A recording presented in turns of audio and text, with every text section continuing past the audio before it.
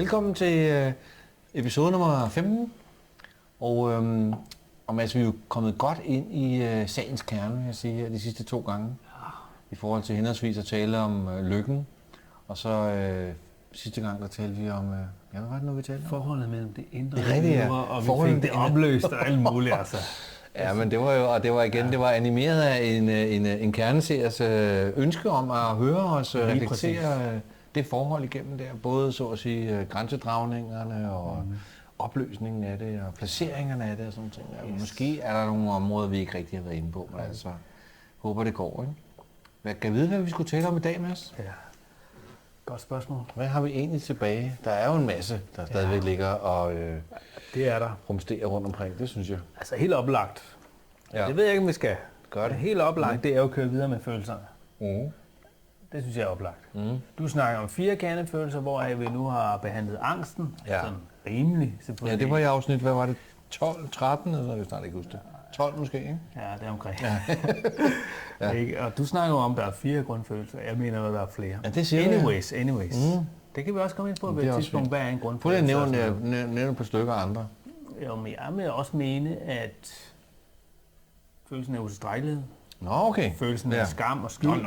Yes. Og sådan nogle der grundfølelser. Ja. På samme niveau som... Kedsomhed og kærlighed måske også. Ja, det er også nogle det må jeg så ikke med. Og det må du ikke i med. Min dog. Fair nok. Men det kunne man måske godt. Ja. Men der er jo også, altså man er nødt til at have en begrundelse for, hvorfor man tager de grundfølelser ind i sin repertoire. Grundfølelser. Altså, det er klart. Ja. Gud, ja. Anyways. Ja, det har jeg ikke helt styr på. De begrundelser der. Det er okay. Ja. Men du har grundfølelserne. De 4 har jeg holder meget af dem. Jeg kan genkende dem meget klart og tydeligt. Udover angsten, hvad er det så?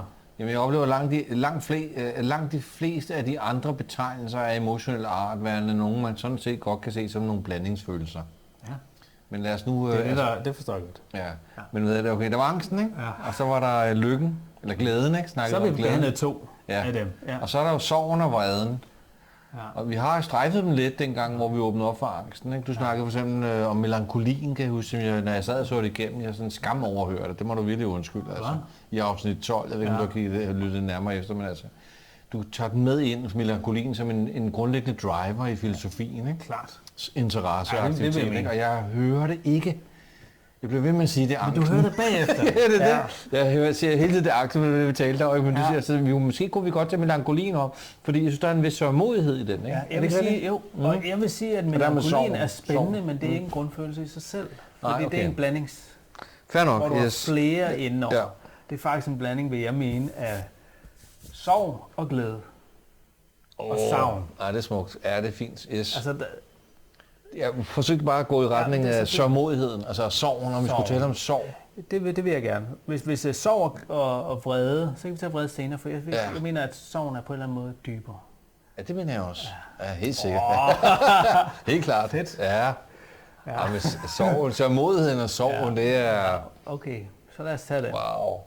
Og jeg vil bare... Shit, det er virkelig et sørgeligt afsnit. Ja. Det gør det.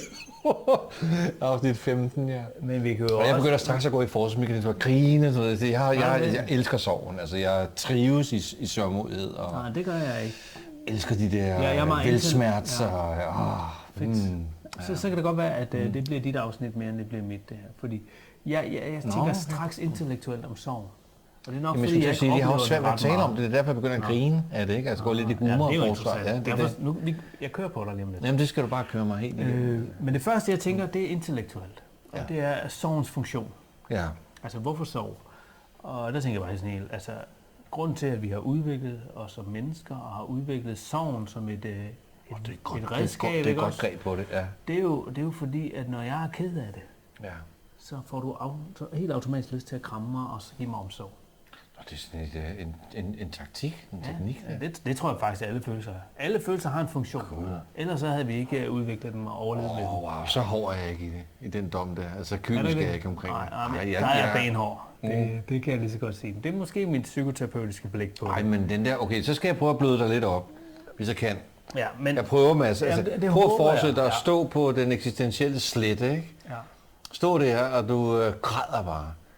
Op i stjernerne, ikke? Altså op til stjernerne, og du græder over hele den der situation, du befinder dig. Nu snakker vi om Camus her sidste og forrige gang måske, ikke? Der, hvor du bare ikke kan forstå meningen med det hele, og du råber, du forbander Gud på marken, som Kierkegaards far, eller hvem det nu var, der gjorde hvad, hvornår. Hvor man bare bliver så ked af det over, at man ikke forstår, hvordan alting er skruet sammen. Og det kan være trigget af en hændelse. Ens mors død, for eksempel, ikke? Eller det uretfærdige, at ens barn blev slået ihjel i trafikken. Alt muligt, ikke? Ja. Det kan du ikke bare sige, at man kun gør, fordi man godt lige vil have en til at komme over og lige at lægge en arm omkring skulderen på en. Det er fordi... Nu presser jeg citronen. Jeg ved det godt. Jeg sætter ikke lighedstegn mellem sorg og det at græde. Nå, okay. Jeg mener godt, man kan græde glæde. Jeg mener, man kan græde i frustration. Jeg mener, man kan græde af alt muligt. Men man kan også græde sorg, og det var det, jeg talte om. Det kan man. Det kan man. Ja, det er med på. Ja. Men sorgen kan også være udbrud. Prøv at hulken, altså. Altså ikke hulken, den der. Og når man hulker. Jeg er med. Virkelig ked af det. Jeg er med, men prøv at læse forfra igen. Ja. Altså, det du beskriver, når man står der i frustration. Nej, det er ikke i vrede. Jo, men det kan det godt være også. Men der, hvor man fuldstændig kollapser, og man giver op, og man er bare virkelig ked af det. Kollaps, det kan jeg godt lide. Nu snakker vi hvor man er virkelig ked af det over, at nogen forlod en, eller en døde, eller nogen kom galt af sted, eller man bare ikke forstår meningen med tilværelsen, og alt muligt andet bare, men at man ikke gør det, ikke? Og det er fordi, jeg går lidt efter din tese om, at man stort set kun dyrker sørgmodigheden, fordi man skal have noget omsorg for nogle andre. Det vil jeg bare sige, det er ikke min tese. Nå, okay. Jeg siger bare, det var meget mit udgangspunkt. Det første, jeg gør, det er at tænke sådan lidt det teoretiske over det. Altså hvorfor, og evolutionspsykologisk, ikke? Altså hvorfor bruger vi grunden? Det er for at få den her omsorg. Du har ret. Og det er en funktion, du har klart. Sorg og omsorg, det passer meget godt sammen. Men den har også andre dimensioner. Ja, det har den. Helt sikkert. Jeg vil gerne hen i de dimensioner. Du sagde selv, at nu, du sagde dybt, eller nu bliver det virkelig... Ja, jeg vil gerne... Sorgen ligger dybt. Jeg kunne godt tænke mig, hvorfor går du i forsvarsmåden, når vi snakker så? Hvorfor jeg begynder at grine lidt af det? Ja, men det er fordi, jeg synes, det er en utrolig... For det første, fordi det er en utrolig... det er jo ikke et overset følelsesmæssigt fænomen, men det, at vi ikke dyrker det noget mere sammen. Ja. Altså, jeg synes, det er fantastisk, at der findes indenfor... Det må være inden for jødedommen, ikke? Grædemoren. Er det ikke grædemoren? Jo. Altså, og jeg er sikker på, at folk går hen og virkelig græder. Yes. Og det kan godt være, at nogen gør det lidt mere overfladisk rituelt, ligesom nogen går i kirke, fordi det skal man jo også noget, ikke? Men det ved jeg ikke, det skal jeg ikke komme klog på. Men det der med at være i stand til at græde sammen offentligt, ikke? Altså fordi man er ked af noget. Ja, det er sejt. Ja, og det synes jeg, i den forstand synes jeg, at sorgen er et overset fænomen i den socialiserende kultur. Eller I hvert fald herhjemme. Uden tvivl herhjemme, ja. Altså, vi har et problem med følelser, der bliver udtrykt generelt. Også er det rigtigt? Ja, det synes ja, det er rigtigt. Du bliver bange for vreden. Mange bliver bange for vreden. Det er rigtigt. Ligesom, og glæden også. Så går og jubler. Ja, nå, går du der? Hvad fanden er der sket? Har du vundet i lotto eller hvad? Ja, skal du bare virkelig begrunde det med forhold. Jamen, det er med på, ja. Jeg synes bare, nu var det fordi, jeg ville fokusere på sorgen. Sådan er så smuk, altså. Ja.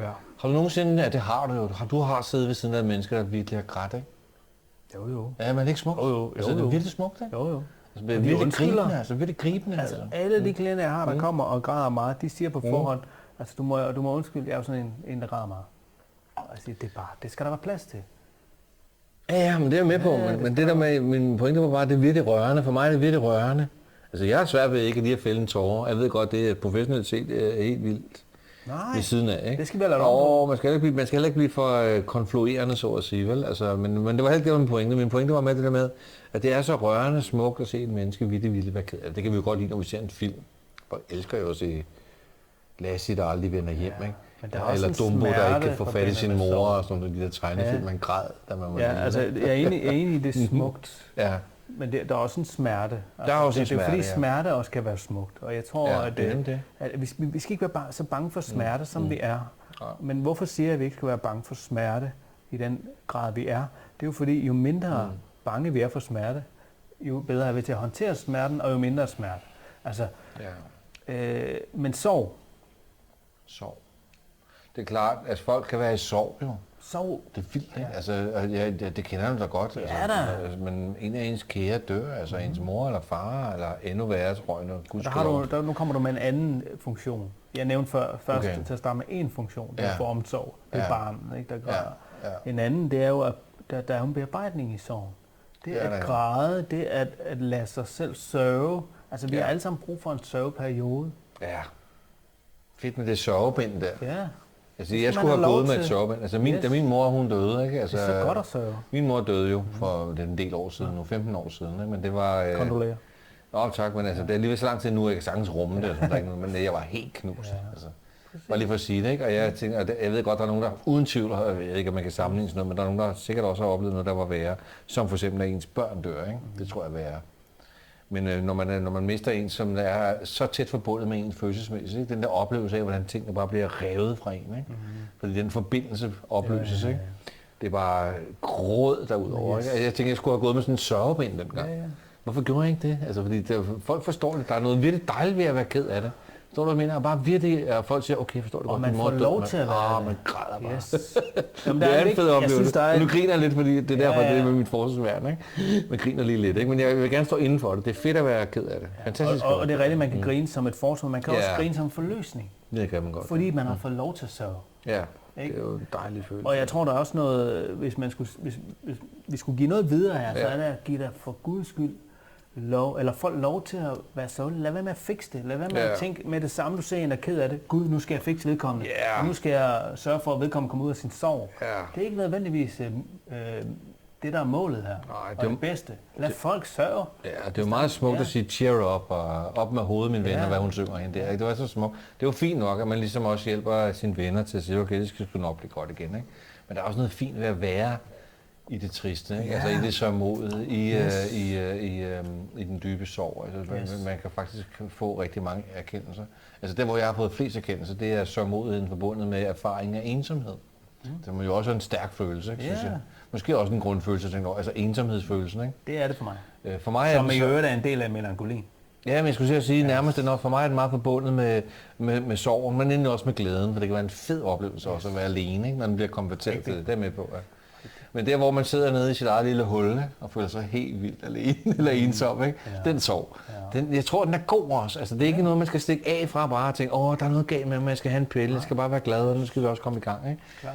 Det er virkelig fedt at sidde nede på bunden af havet eller i kloakken og kigge ind i ikke noget. Altså, jeg tror, det er godt.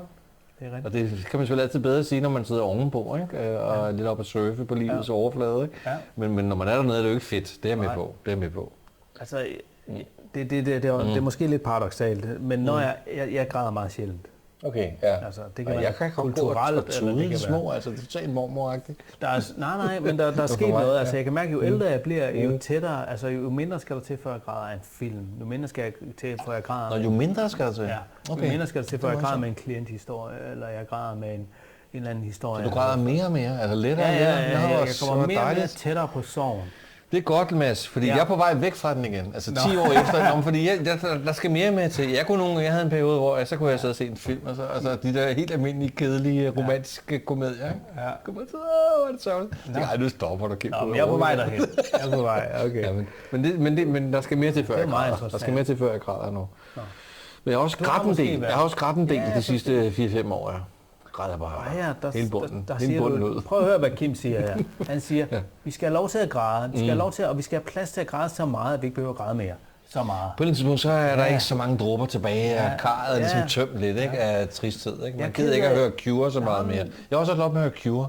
Jeg holder meget af Robert Smith, men der var også den dybe smerte og gråd, og han har jo stiliseret det helt vildt skamløst meget længe, ikke? Og det er også okay. Men altså det der med at dyrke...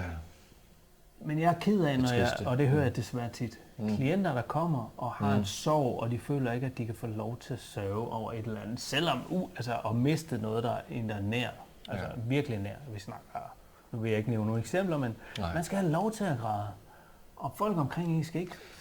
Gud, tak skal du have, Annette. Der kommer Annette lige med en her. Annette, det er en af vores husalver. Var du god? Ja.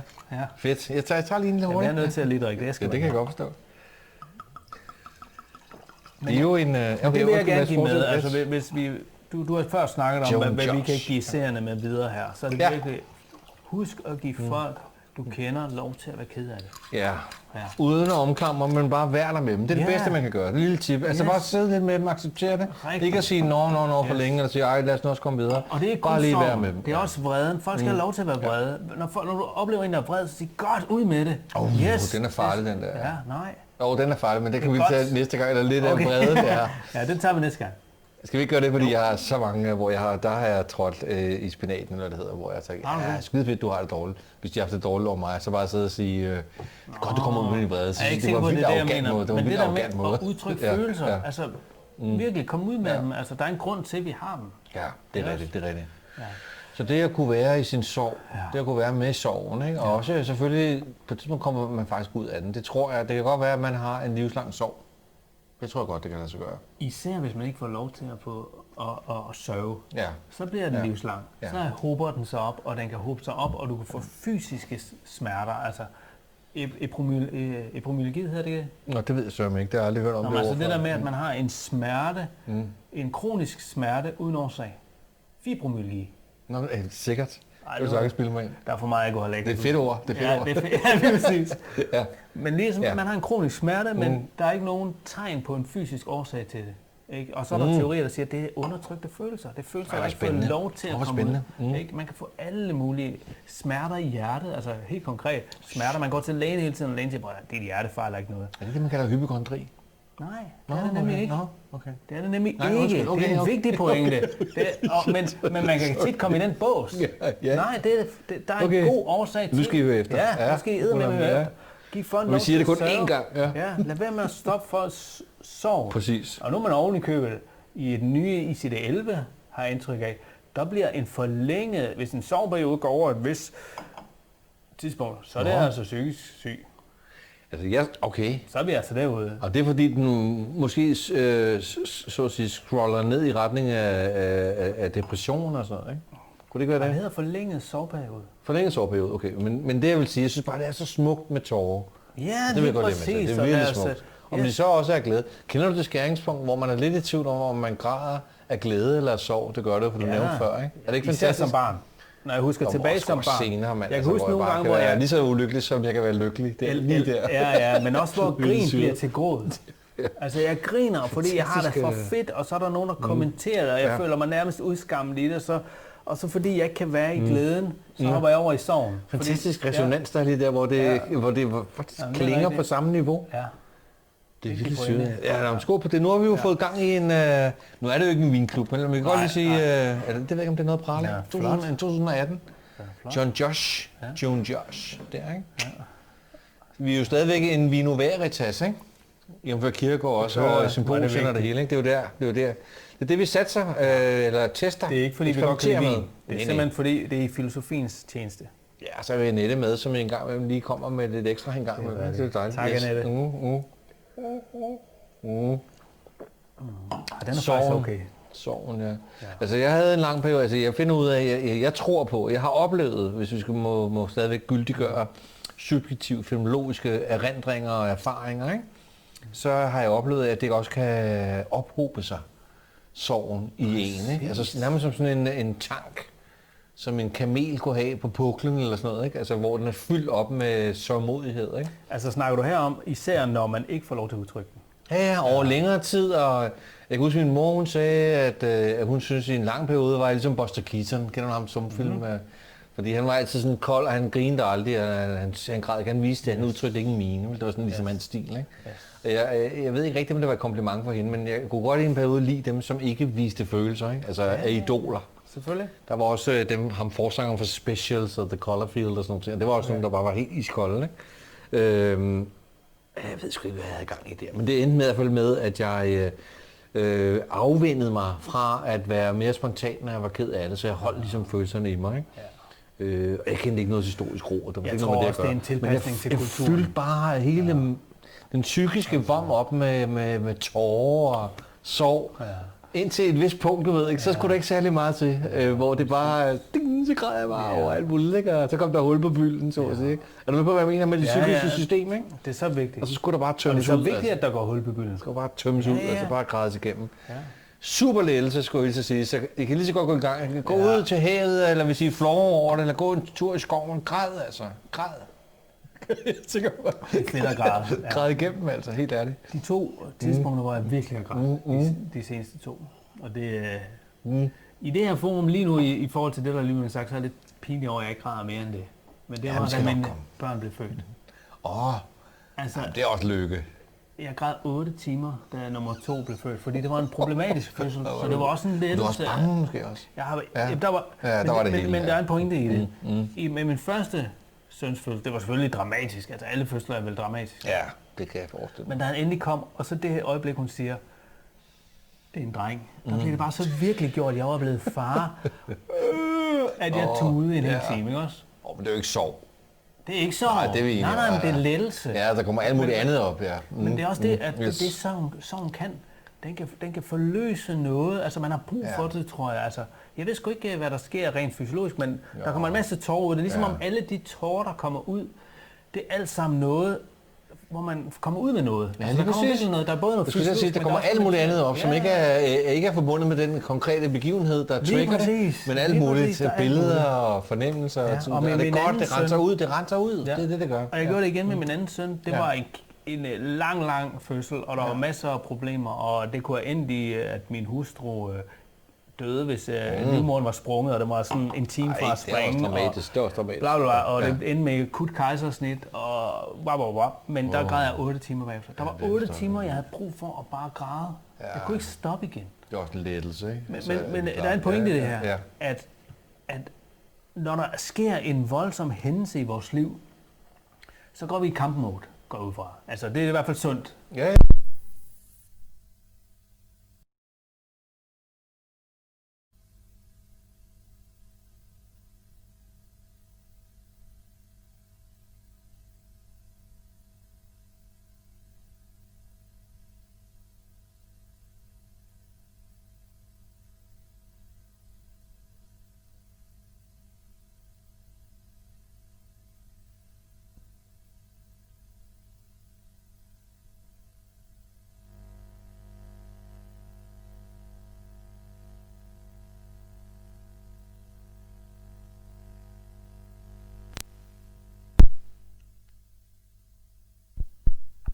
Sjovt, den er blevet slukket af sig selv, eller hvad? Går den bare i dvale, eller? Nej. Fordi nu er den tændt igen, ikke? Kan du se det? På alle linjer der. Hallo? Ja, det er det. Ej, det er katastrofe, det der. Ja, og vi optager stadigvæk. Kan vi vide, hvornår det starter? Ja, det kan vi næsten ikke. Så skal vi starte helt forfra, men det bliver... Ja, det er vi nødt til. Det bliver altid sådan noget, starte forfra. Det er totalt Sisyfos. Sisyfos, ja. Fuck, jeg er lige nødt til at prøve noget. Ja. Prøv lige at gå tilbage og se, hvornår det startede, ikke? Ja. Kan man det? Ja, det kan man godt. Har du slukket for vores optagelse? Ikke den her. Desværre så gik lyden ud på det afsnit, men hele pointen er, at det er super vigtigt, at vi lader folk sørge, der har brug for at sørge. Og at sorg, det skal ikke være noget, vi skal forsøge at fikse. Det er noget, vi skal have lov til at være i. Fordi vejen ud af sorgen er at sørge, at få lov til det. Okay? At sørge er en nødvendighed for at komme videre i livet. At sørge er en nødvendighed for at opnå glæden. Det er mine pointe med det her afsnit. Jamen, det synes Ked af, at lyden forsvandt, men I tager den herfra. Vi ses i næste afsnit. Det er en meget fin afrunding, Mads. Tak.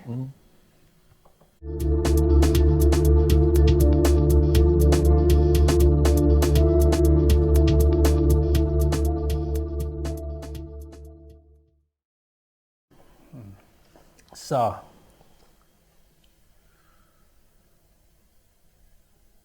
Ja, vi er lige... Okay. Så der er en vigtig pointe i sorgen her.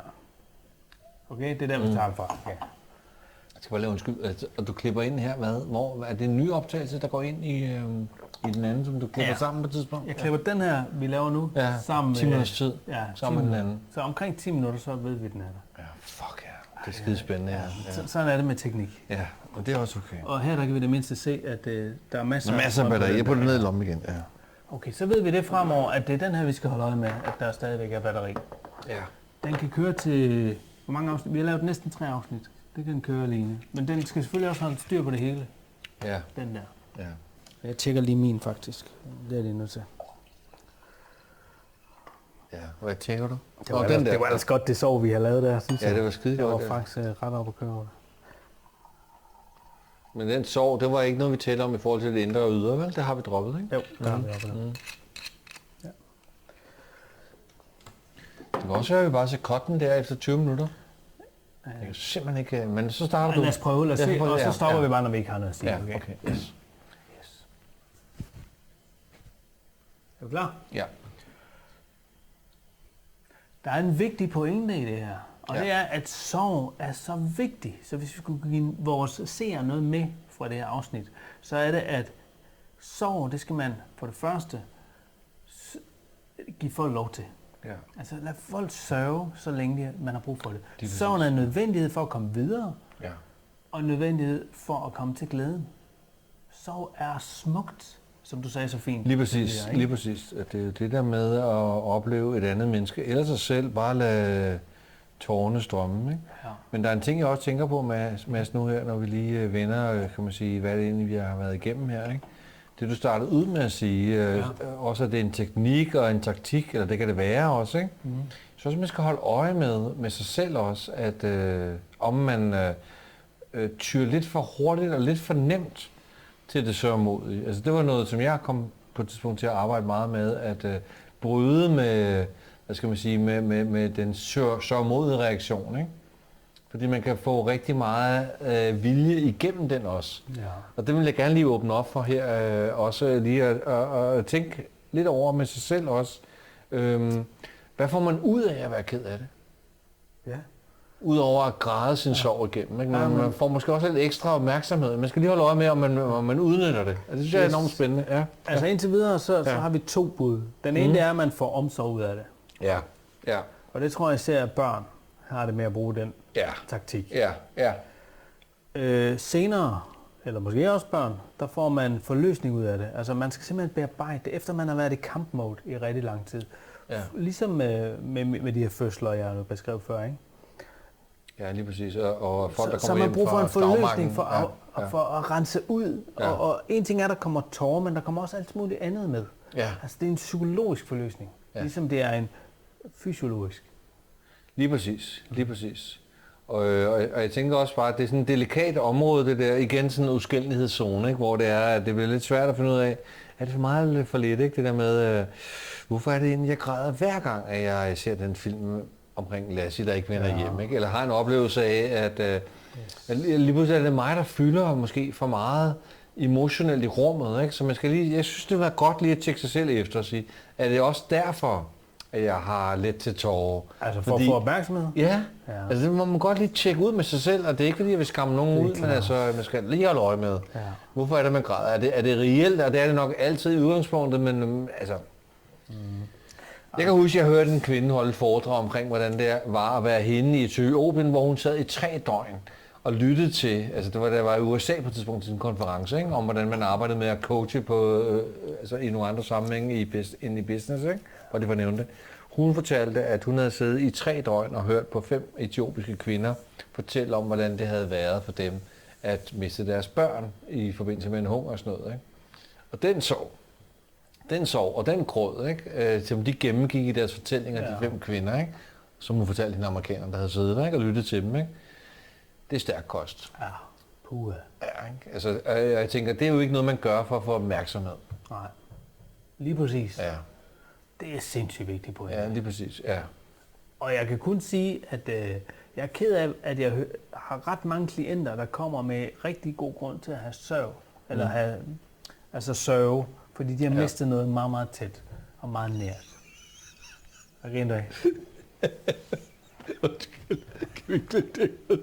Det var det, du sagde, at have sørg. Ja, det er det.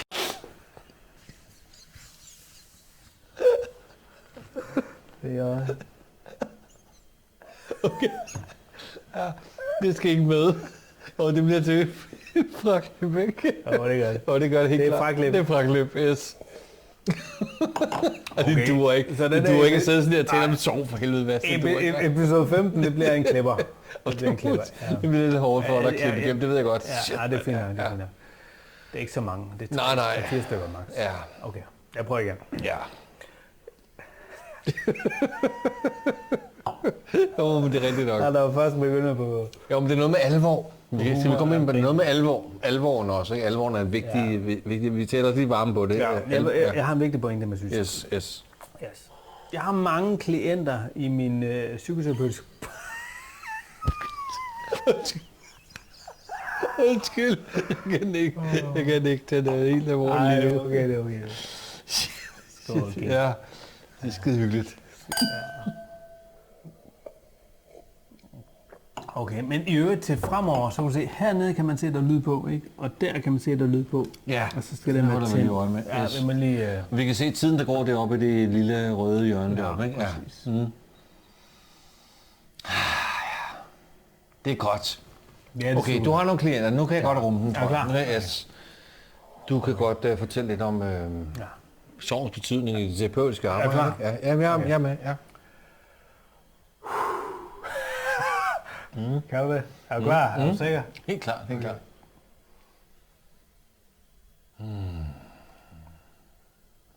Okay. Der er en vigtig pointe i det her. Ja. Nej, nu holder jeg den. Jeg gør ikke noget. Du holder med, at jeg kan se en ny.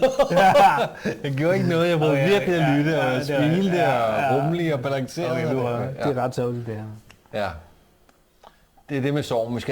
Vi skal tælle os det over i resonansrummet. Det kan også være, at vi ikke kan det. Altså, nu må vi lige se. Ja. Hvad er det for en vigtig pointe, Mads, der er i den terapeutiske praksis der, i forhold til sovearbejde? Jamen.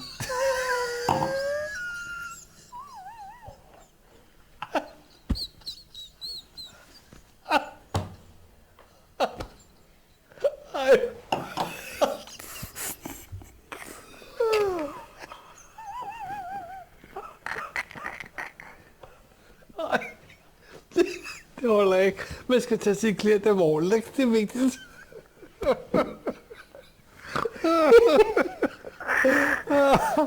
Jo, det er totalt vigtigt. Jo. Ja, det er en sjov optagelse, men det er et fraklip. Ja, det er vi enige om det? Bevares. Puh, ja. Shit, man. Fuck, vi fik fucket op, fordi den gik ud den der efter 20 minutter. Det var det, vi gjorde. Ja, det var det. Ja, vi prøver lige en sidste. Ja. Det er ikke nemmere, altså. Jeg har set mange fraklip. Ja. Jim Carrey og andre. Vi er i samme liga jo. Ja, det er skidesvært. Selvom man er professionel, Tom Hanks også. Han knækket helt sammen i mange film. Brad Pitt har også gjort det, og George Clooney. Alle de store har gjort det her. Lige præcis. Ja, lige præcis, det skal man huske. Ja. Lars Hjortshøj. Hvad hedder han? Lars Hjortshøj.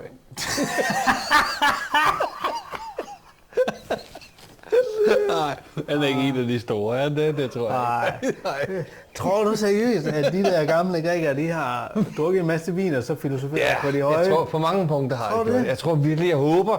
Jeg synes, vi filosoferer også godt uden. Jamen, det gør vi også. Ja. Og det bliver selvfølgelig, der kommer selvfølgelig lidt mere swing i bardunerne, ikke? Med alkohol. Men der kan også komme for meget. Lige præcis, ikke? Og det skal vi selvfølgelig, vi kan dosere. Det er altid et spørgsmål om dosering. Det er det.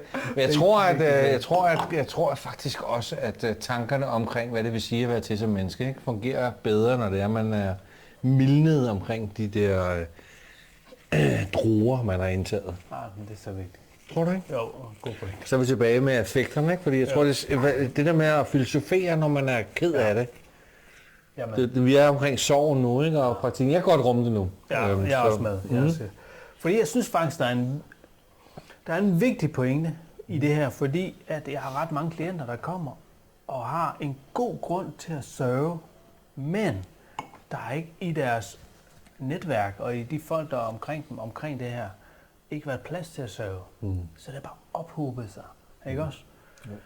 Og det er pisse ærgerligt. Og det er pisse ærgerligt, fordi vi har en kultur, der ikke forstår følelser. Ja. Der ikke på en eller anden måde embracer eller omfavner det at være ked af det.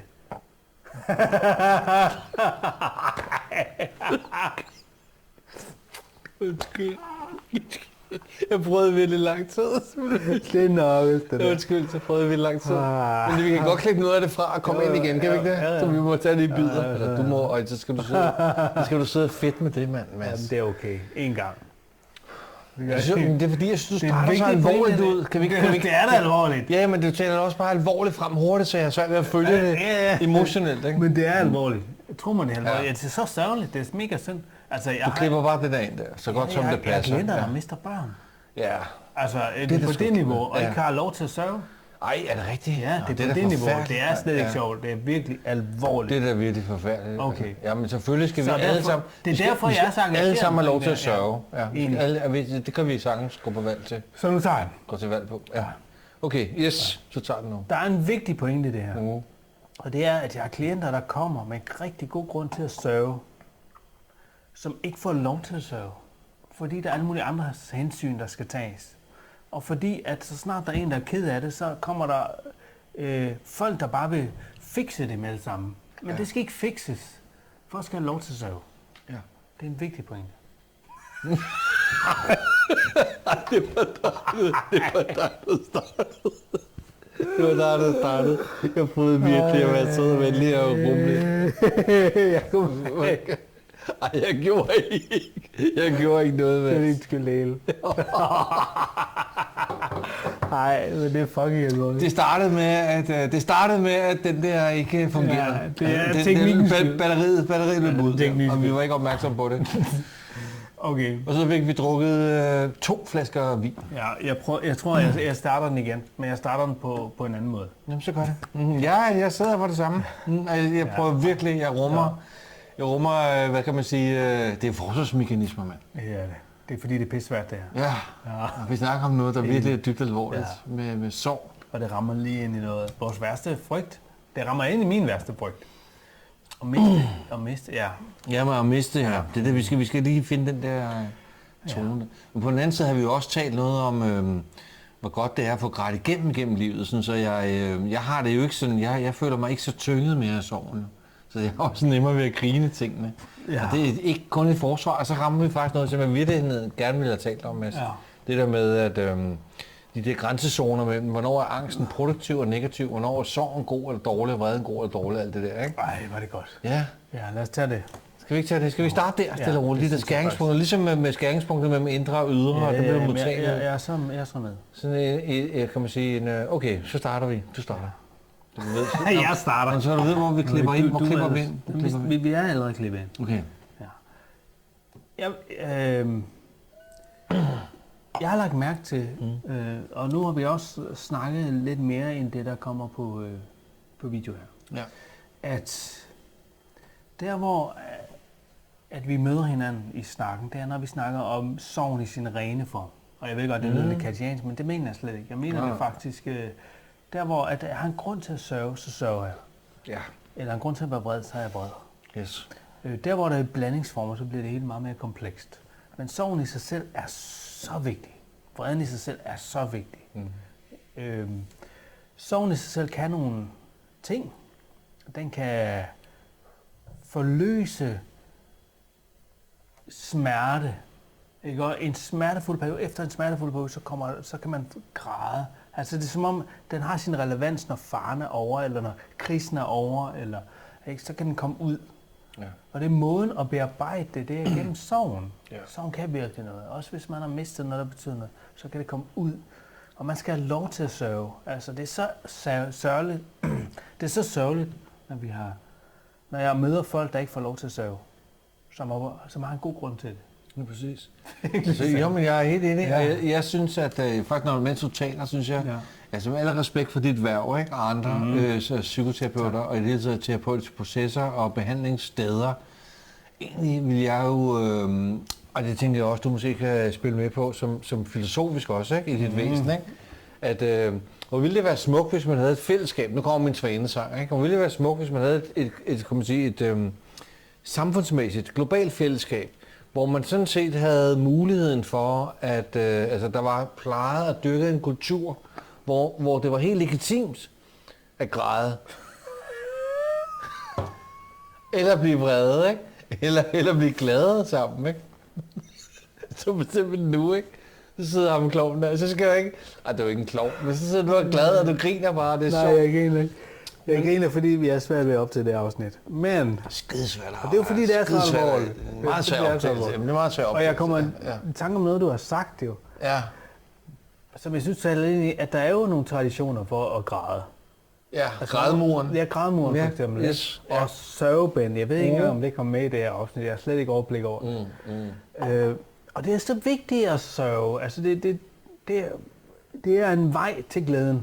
Men pointen er også, at det skal være socialt acceptabelt. Og det er det ikke. Nej, i den verden, vi lever i. Og så bliver man nødt til at gå til en terapeut, Ja. Og et eller andet sted er det dejligt, det er muligt, men det er også sørgeligt. Et eller andet sted er det også sørgeligt. Det er lige præcis. Ja. Var det godt, Kim. Hvis man bare kunne gøre det uden, og det er ikke for, det var det, min pointe var, det er jo ikke for at fratage dig dit værv og andres værv. Jo, ikke? det synes jeg lige her, der er det vigtigt, at når vi møder vores pårørende, som har brug for at sørge, så skal de have lov til at sørge. Vi skal ikke fikse dem.